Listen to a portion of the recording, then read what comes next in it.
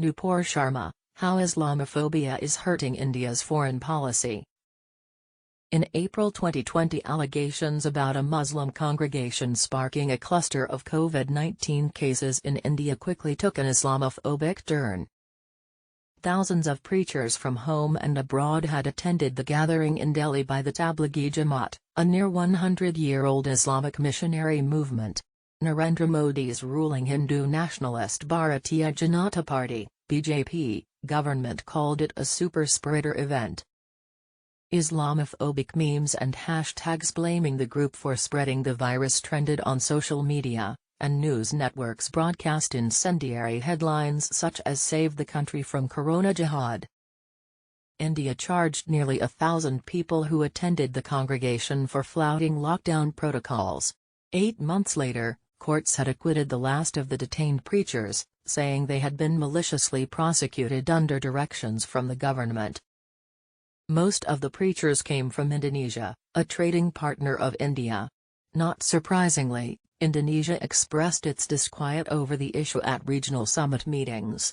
The country's lawmakers alleged that the controversy was being used to taint Muslims in Hindu-majority India.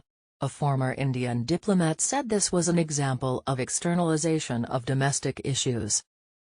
India's ongoing diplomatic firefighting over offensive comments made by two senior members of the BJP about the Prophet Muhammad is not the first time that Mr. Modi's party or government has faced global censure for alleged Islamophobia. 2 years ago, BJP MP Tejasvi Surya found himself in the center of a storm when his 2015 tweet on Arab women went viral.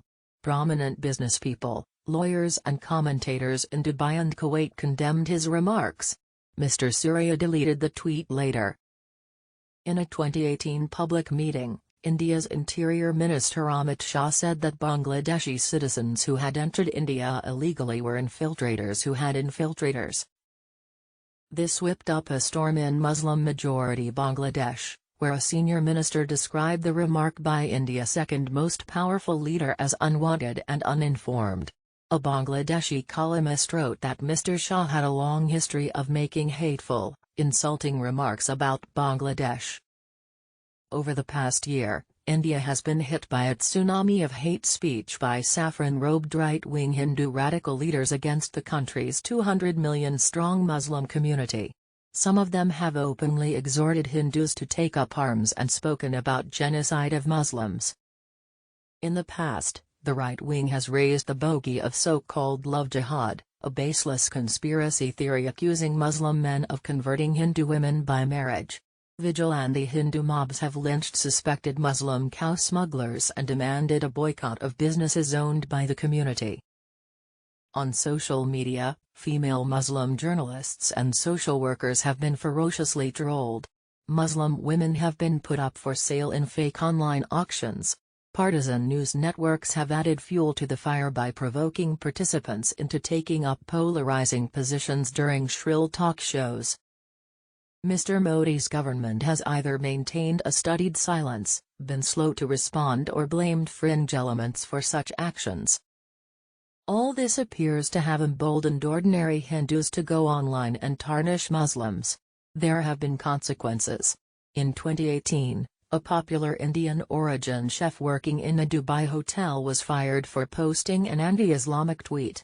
When Indians living in Dubai began posting anti-Tablighi Jamaat tweets in 2020, a local businesswoman with links to the ruling royal family tweeted that anyone that is openly racist and discriminatory in the UAE will be fined and made to leave.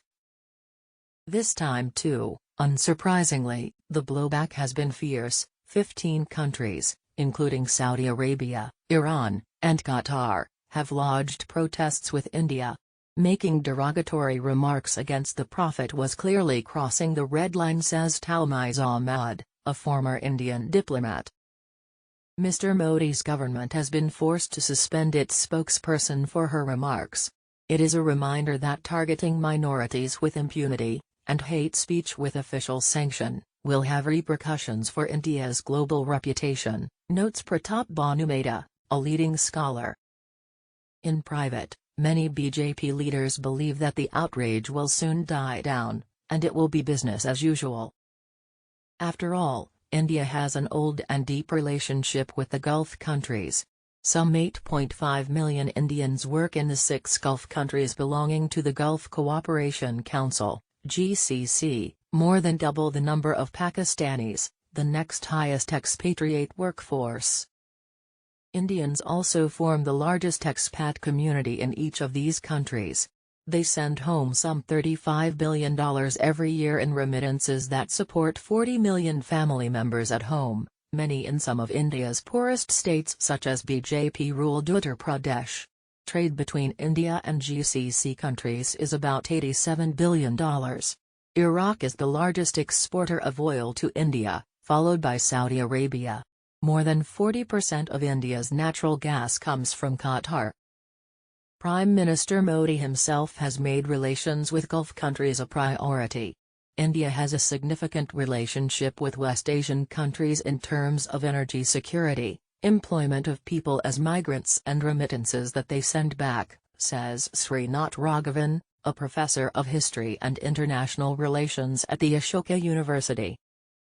But India cannot be complacent and take things for granted.